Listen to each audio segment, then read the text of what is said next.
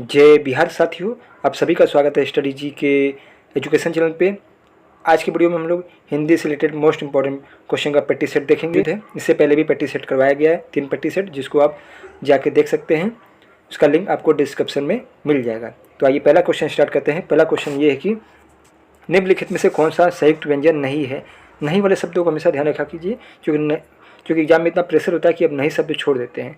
तो नहीं शब्द यहाँ पूछा जाएगा कि एक संयुक्त व्यंजन कौन सा नहीं है, छ, स्र, त्र या ज्ञ। बहुत इजी प्रश्न है। तो इसके लिए संयुक्त हो जाएगा, वो होगा ऑप्शन नंबर बी, स। श जो है वे संयुक्त व्यंजन नहीं है, बल्कि श को हम लोग कहेंगे ऊष्म व्यंजन। क्या कहेंगे? ऊष्म व्यंजन। ये ध्यान रखिएगा। आगे बढ़ते हैं। निम्नलिखित में से कौन सा तत्सम शब्द है? तत्सम मतलब जो संस्कृत शब्द होते हैं। ऑप्शन आपके सामने है।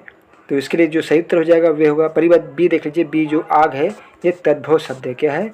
तद्भव। अब आपके पास अग्नि, अग्नि तीनों तरह से अग्नि लिखा है, तो आपको बताना है इसमें से कौन सा सही होगा अग्नि वाला। तो वही तत्सम शब्द होगा। तो इसका जो सही उत्तर हो जाएगा वह होगा ऑप्शन नंबर ए, अग्नि। ये इस तरह से जो अग्नि लिखा था वह सही है। तो अग्नि आपका तत्सम शब्द हो गया। आगे देखते हैं। क्वेश्चन नंबर 3 ये है कि संबंध कारक का चिन्ह कौन सा है इसमें। बहुत अच्छा क्वेश्चन है आपके लिए। में और पर जो कारक हैं वे आपके अधिकरण कारक है। कौन से कारक है? अधिकरण। और के लिए जो, तो ये जो होगा वे संप्रदान कारक है। कौन सा कारक है? संप्रदान कारक। के लिए संप्रदान कारक हो गया। अब बचता रा, रे, री या से। तो से जो हो जाएगा, जो हो गया वे हो गया आपका करण से। अब जो बचता है रा, रे, री या अगर हे भी लिखा हो तो ये आपका संबंध कारक कहलाएगा। तो रा, रे, री ये हो गया आपका संबंध कारक। तो ऐसा है कि आपको ये याद होगा। इसके अलावा अरे, अरे लिखा हो, अरे, हे, अरे, रा, रे, री ये सब सारे आपके संबंध कारक हैं। अंग्रेजी शब्द ड्राफ्टिंग का भारत सरकार द्वारा स्वीकृत हिंदी अनुवाद क्या होगा? टिप्पणी, आरोपण, प्रस्ताव या प्रारूप। तो इसके लिए सही उत्तर हो जाएगा वे होगा ऑप्शन नंबर डी, प्रारूप। क्वेश्चन नंबर 5 ये कि निम्नलिखित में से कौन एक विलोम युग्म नहीं है। मतलब विलोम का जोड़ा इसमें से कौन सा नहीं है? गुण दोष, पाप पुण्य, न्यून अधिक या बृहद विशाल। तो इसके लिए सही उत्तर हो जाएगा वे होगा ऑप्शन नंबर डी, बृहद विशाल। क्योंकि बृहद और विशाल एक जैसा शब्द होता है, ये समानार्थी शब्द है। गुण दोष, पाप पुण्य, न्यून अधिक ये आपका विलोम युग में है। आगे बढ़ते हैं। क्वेश्चन नंबर 6 ये है कि तालव्य व्यंजन कौन सा है। मोस्ट इंपॉर्टेंट क्वेश्चन है। प, फ, ब, भ ये जो होगा ये आपके होते हैं ओष्ठ व्यंजन। कौन से होते हैं? ओष्ठ। जैसे आप बोलेंगे प, फ, भ तो ये इसमें ओठ का इस्तेमाल ज़्यादा हो रहा था, इसलिए ओष्ठ व्यंजन करते हैं। अब बात करते हैं त, थ, द, ध। प, फ, भ, प, फ, ब, भ ये आपका ओष्ठ व्यंजन होगा। और त, थ, द, ध ये होगा दत्त व्यंजन। और ट, ठ, ड, ढ ये होगा मूर्धन्य व्यंजन। और च, छ, ज, झ जो होगा ये तालव्य व्यंजन होगा। क्योंकि इसमें जो उच्चारण का स्थान होता है मुंह के भीतर की छत पर पिछला भाग होता है, जिसे तालु कहा जाता है। इसका उच्चारण ये होता है, इसलिए इसे तालव्य व्यंजन कहा जाएगा। क्वेश्चन 7 की तरफ बढ़ते हैं। क्वेश्चन 7 ये है कि अंगुली पर नाच का क्या अर्थ होगा। और ऑप्शन आपके सामने है। इसका सही उत्तर हो जाएगा वे होगा किसी की इच्छा अनुसार चलना, ही इसे कहते हैं अंगुली पर नाचना। क्वेश्चन नंबर 8 ये है कि दांतों तले अंगुली दबाना का क्या अर्थ होगा। क्वेश्चन बहुत ईजी है, आप लोग ऑप्शन पढ़िए। तो इसका जो सही उत्तर हो जाएगा वह होगा ऑप्शन नंबर सी, आश्चर्य करना। इसे ही कहते हैं दांते तलो अंगुली दबाना। क्वेश्चन नंबर 9 ये है कि किसी संस्था के 25 वर्ष पूरे होने पर निम्नलिखित उत्सव के लिए क्या शब्द होगा। इसलिए सही उत्तर हो जाएगा ऑप्शन नंबर बी, रजत जयंती। क्वेश्चन नंबर 10 ये है कि निम्नलिखित में से उपसर्ग रहित कौन सा शब्द है। 10 क्वेश्चन नंबर पर पहुंच चुके हैं, तो चैनल को लाइक सब्सक्राइब जरूर कीजिएगा। निम्नलिखित में से उपसर्ग रहित शब्द कौन सा है? संगम, क्रोध, विमोचन या पत्रेपण। तो इसके लिए सही उत्तर हो जाएगा, इसके लिए सही उत्तर होगा option number B. Question number 11 ये है कि य, र, ल, व किस वर्ग के व्यंजन है। तालव्य, ऊष्म, अंतस्थ या ओष्ठ्य। तो इसका सही उत्तर हो जाएगा वे होगा option number C. Option number C क्या करा? य, र, ल, व जो है अंतस्थ व्यंजन। ऊष्म व्यंजन की बात करें तो ऊष्म व्यंजन जो होते हैं ये आपके जो तीनों स होते हैं वे होते हैं, और ह ये जो होते हैं आपके ऊष्म व्यंजन होते हैं। और ओष्ठ व्यंजन जो जिसमें बोलने के समय ओठ का प्रयोग होता है, ये ओष्ठ व्यंजन कहलाते हैं, जैसा ऊपर आपको बताया जा चुका है। क्वेश्चन नंबर 12 ये कि निम्नलिखित वाक्य का शुद्ध पदक्रम क्या होगा। एक पानी गिलास लाओ, पानी का एक गिलास लाओ, एक गिलास पानी का लाओ, या इनमें से कोई नहीं। तो इसके लिए ऑप्शन नंबर बी की तरफ जाएंगे, पानी का एक गिलास लाओ, ये शुद्ध पदक्रम है, मतलब इसी तरह लिखना चाहिए पदक्रम। क्वेश्चन नंबर 13 ये कि राम घर गया, राम घर गया उसने माँ को देखा का संयुक्त वाक्य क्या बनेगा। इन दोनों को जोड़कर एक संयुक्त वाक्य बनाना है, और ऑप्शन आपके सामने है। इसके लिए हम लोग ऑप्शन नंबर बी पे जाएंगे। ऑप्शन नंबर बी कह रहा है कि राम घर गया और उसने अपनी माँ को देखा, ये संयुक्त वाक्य बनेगा इसका। क्वेश्चन 14 ये है कि रूला के प्रत्येक क्षण में कितनी मात्राएं होती है, 14, 21, 24 या 34। तो इसके लिए ऑप्शन नंबर सी सही हो जाता है। ऑप्शन नंबर 24 कह रहा है कि ऑप्शन नंबर सी 24 रोला में मात्राएं होती हैं। क्वेश्चन नंबर 15 ये है कि राम रमापति कर धनु लेहु, यहाँ कौन सा अलंकार होगा। तो इस पंक्ति में कौन सा अलंकार है आपको बताना है, और ऑप्शन आपके सामने है। तो इसका सही उत्तर हो जाएगा, वे होगा ऑप्शन नंबर बी अनुप्रास अलंकार। अनुप्रास अलंकार होता क्या है, जिसमें एक ही वर्ण की आवृत्ति बार बार होती है, उसे ही अनुप्रास अलंकार कहा जाता है। जिसमें इसमें र शब्द 2 बार आया है, इसलिए इसे अनुप्रास अलंकार कहा जाएगा। आगे बढ़ते हैं। क्वेश्चन 16 से लेकर 20 तक में क्या करना है, आपको सही वर्तनी छांटना है। तो 16 नंबर पर पूछते हैं, आपको बताना है ज्योतिषना इसमें से कौन सा सही लिखा है। इसका सही उत्तर हो जाएगा वो होगा ऑप्शन नंबर बी ज्योतिषना, जिसमें आधा ज होता है या पर ओ की मानता है, आधा त शना, ये सही हो जाएगा। क्वेश्चन नंबर 17 पे है कि कवित्री कौन सा सही इसमें से है। सब सारे जो आपको ऑप्शन दिए सारे क्वेश्चन आपके इसमें सभी इंपॉर्टेंट है, ध्यान रखिएगा। तो इसका सही उत्तर हो जाएगा वो होगा ऑप्शन नंबर ए कवयित्री, ये आपका सभी सही होगा। क्वेश्चन नंबर 18 है कि उज्ज्वल, आपको बताना है कैसा लिखा जाएगा, सही वर्तनी कौन सी है। तो इसके लिए सही उत्तर हो जाएगा वह होगा ऑप्शन नंबर डी उज्ज्वल, इसमें भी दोनों में आधा ज होता है। क्वेश्चन 19 है कि छ कैसे लिखा जाएगा। तो इसके लिए सही उत्तर हो जाएगा वह होगा ऑप्शन नंबर ए छ में ये ह लिखा जाएगा। क्वेश्चन नंबर 20 ये है कि जीजा विशा कैसे लिखा जाता है।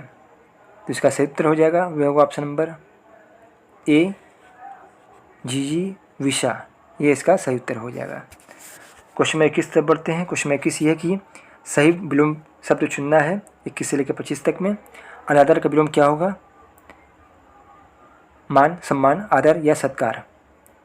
तो इसके लिए सही उत्तर हो जाएगा वे होगा ऑप्शन नंबर सी आदर। अनादर का क्या होगा विलोम, आदर। क्वेश्चन 22 की तरफ पढ़ते हैं। क्वेश्चन 22 ये है कि अभिज्ञ का विलोम बताना है, अज्ञानी, अनभिज्ञ, अनिपुण या मूर्ख। तो इसके लिए ऑप्शन नंबर बी की तरफ जाएंगे, अभिज्ञ का विलोम होगा अनभिज्ञ। क्वेश्चन 23 ये कि अर्थ का विलोम बताना है। तो इसके लिए सही उत्तर हो जाएगा वे होगा ऑप्शन नंबर ए इति, ये अर्थ का विलोम होगा इति।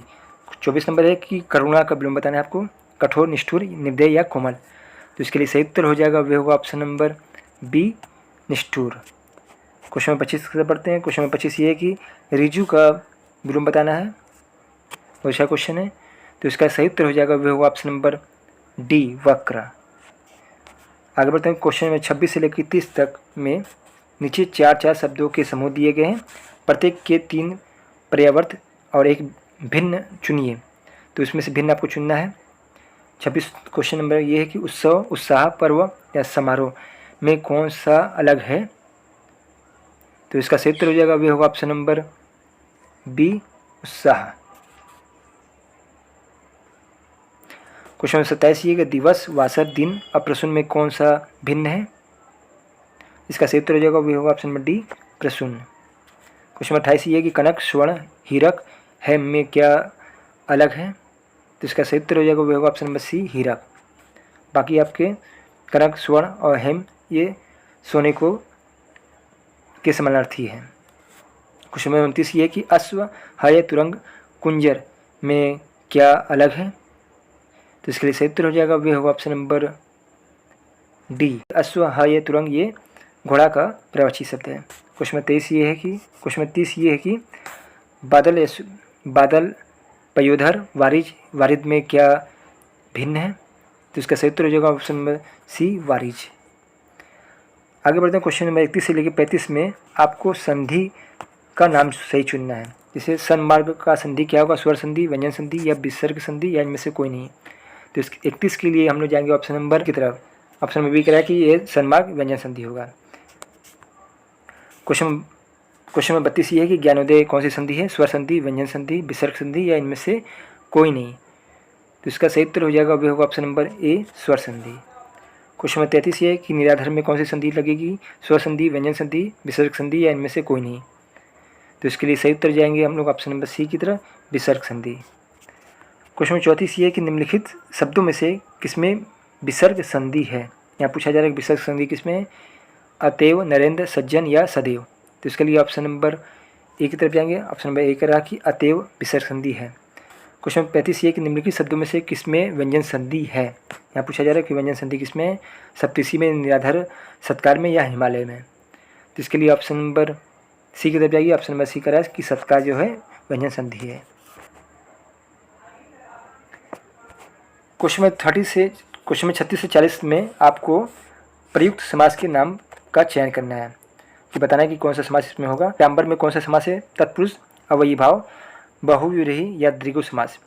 तो मोस्ट इंपॉर्टेंट हमेशा पूछा जाता है पिताम्बर से संबंधित क्वेश्चन। तो इसका सही उत्तर हो जाएगा ऑप्शन नंबर सी बहुव्रीहि समास है पिताम्बर। चरण कमल कौन सा समास है? तत्पुरुष, कर्मधारय, बहुव्रीहि या अवयवी भाव। तो इसके लिए ऑप्शन नंबर बी सही होता है। ऑप्शन नंबर बी कर्मधारय बता रहा है। क्वेश्चन 38 है घुड़सवार कौन सा समास है? दीर्घु, कर्मधारय, तत्पुरुष, अवयवी भाव। तो दीर्घु तो होगा नहीं क्योंकि दीर्घु में तो गिनती वाले शब्द आते हैं। तो इसका सही उत्तर हो जाएगा ऑप्शन नंबर सी तत्पुरुष समास। क्वेश्चन नंबर 39 है कि चौराहा बताइए कौन सा समास है? दीर्घु, अवयवी भाव, तत्पुरुष या बहुव्रीहि। तो चौराहा में ये अंक आ रहा है, संख्या आ रहा है, तो ये दीर्घु समास हो जाएगा option number A. Question number 40 ये कि गर्व शून्य में कौन सा समास लगेगा? कर्म तत्पुरुष, संपादन तत्पुरुष, कर्ण तत्पुरुष या आपादन तत्पुरुष।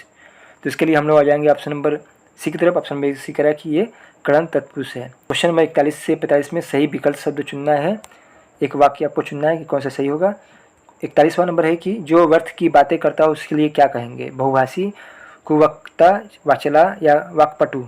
जो व्यर्थ की बातें करता हो, ये ध्यान रखिएगा। तो इसका सही उत्तर हो जाएगा वो होगा ऑप्शन नंबर सी वाचाल। इसे ही कहते हैं व्यर्थ की बात करने वाले को। क्वेश्चन 42 ये कि जो देखने में प्रिय लगता है उसके लिए क्या शब्द यूज करेंगे हम लोग? शब्ददर्शी, प्रियदर्शी, प्रिय पात्र या दर्शन प्रिय। तो इसका सही उत्तर हो जाएगा वे लगाएंगे हम लोग ऑप्शन नंबर बी की तरफ। ऑप्शन नंबर बी कह रहा है कि ये प्रियदर्शी होगा। जो देखने में प्रिय लगता है उसे प्रियदर्शी कहा जाता है। क्वेश्चन 43 की तरफ पढ़ते हैं। क्वेश्चन 43 ये कि आसान न मानने वाले के लिए क्या शब्द यूज होगा? कृतज्ञ, कृतधन, विश्वासघाती या परोपजीवी। तो आसान न मानने वाले को कहा जाता है ऑप्शन नंबर बी कृतधन, और जो आसान मानता है उसे बोलते हैं कृतज्ञ। ये कि जिससे कठिनाई से जीता जा सके उसके लिए क्या यूज होगा? विजित, अज्ञेय, अजय या दुर्जय। तो इसके लिए सही उत्तर हो जाएगा वो होगा ऑप्शन नंबर डी दुर्जय। जिसे कठिनाई से जीता जाता है उसे दुर्जय बोलते हैं। 45 है कि बचपन और जवानी के बीच की अवस्था को क्या कहा जाता है? न युवा, न बूढ़ा, वयसंधि या वयस्कता। तो इसके लिए ऑप्शन नंबर सी की तरफ लगाएंगे, वह संधि कहा जाएगा उसे। बचपन और जवानी के बीच की अवस्था को वय संधि कहा जाएगा।